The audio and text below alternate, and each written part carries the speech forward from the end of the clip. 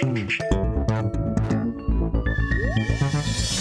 everyone, and welcome to the Vortex, where lies and falsehoods are trapped and exposed. I'm Michael Voris.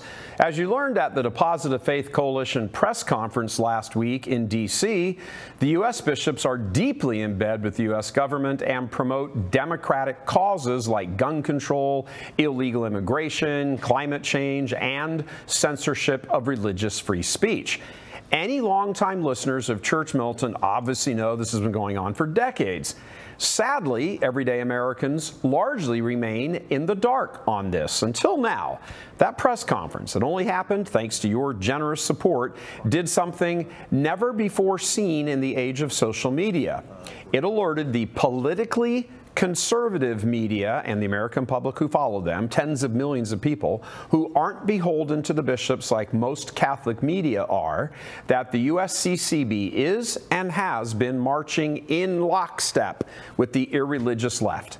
Tons of stories about that press conference can be found all over the internet, on the radio, and even on TV. As one example, here are some highlights from just one of these interviews where I had the privilege of speaking to John Hines of One America News. A coalition of a dozen conservative religious organizations is calling on the U.S. government to defund the U.S. bishops and other religious left churches.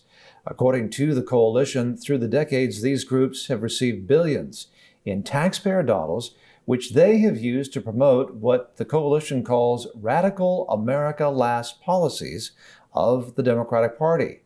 And so, Michael Voris, what kind of America Last policies are you talking about here? Well, if we were to begin with the lion's share of what they get government funding for, that would be for immigration. Illegal immigration, what has turned into really a porous border because the number of illegal immigrants that come over the border is directly tied. There's like a per head price for every illegal immigrant that comes over.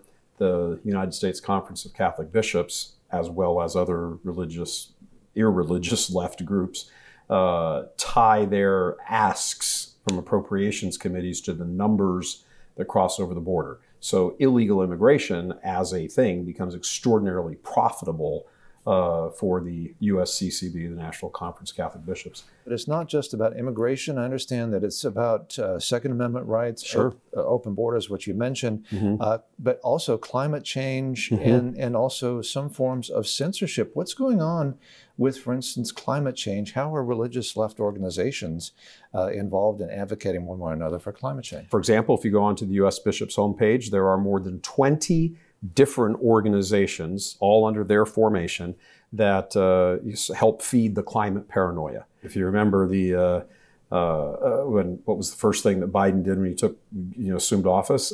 Shut down the Keystone Pipeline. The bishops were in favor of that. Well, why are you in favor of shutting down that? Oh, because of climate change. Oh, it's awful. Blah, blah.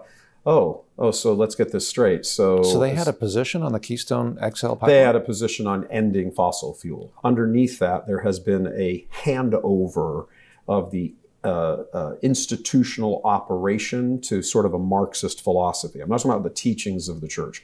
I'm talking about the people, the individuals who run the church, who have their hands on the levers of power. They're the ones who are doing all the political lobbying. They're the ones going to Capitol Hill or state legislatures and encouraging votes on this bill and that bill to increase appropriations, which get passed, and then they are the ones who go to the trough and draw that money down. So you're calling on Catholics to do what now? Well, there's three things, but I'd like to concentrate on one in particular. One is just, get in touch with the congressman saying, stop funding them. When you put the USCCB, again, nothing to do with the church. It has nothing to do with the church. When you put that under the auspices of the church, you protect it, according to the IRS code, from ever having to file public filings. So, yeah, we know from the government filings that they gave, say, I think it was 2021, $67 million to the USCCB for immigration services. One line, $67 million. That's in the bishop's self-audit. That's the only piece of information you have, and it's only because that's the only piece of information you have from the government. They have to report it because it's already kind of public information, so it's not really great shakes. Where'd that money go? because they are underneath the auspices of the bishops as a church organization, although they're not, they have no requirement to actually file. I have no idea. Do they have a tax-exempt status? Yeah. Michael Voris, who is here from St. Michael's Media, who is the founder and president of St. Michael's Media. Michael Voris, thank you for talking to us on One American News, sir. Thank you very much, John. Thank you for your Appreciate you time. being. Thank you.